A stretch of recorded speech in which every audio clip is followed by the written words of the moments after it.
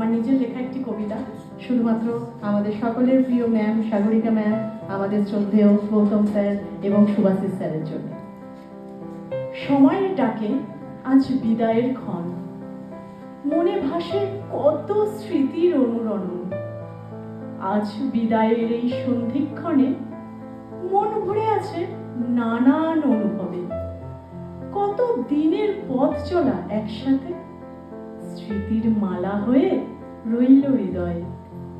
আপনাদের অভিজ্ঞতা, আপনাদের প্রজ্ঞা ছিল আমাদের পথ চলার দিশারি।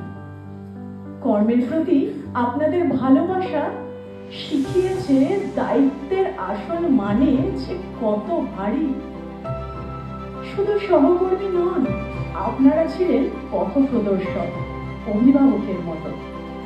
আপনাদের স্নেহ আর উৎসাহে আমরা পেয়েছি এগিয়ে চলার শক্তি অবিরত। নতুন দিনের প্রতিটি প্রহর আনুক সাফল্য, শান্তি আর আনন্দ। সুস্থতা আর হাসিতে ভরে উঠুক আপনাদের জীবনের প্রতিটি ছন্দ। আজ বিদায়ের এই ক্ষণে মনটা যেন ভীষণ ভার, তবুও নতুন পথের ডাকে জানাই শুভেচ্ছা অপার। ধন্যবাদ।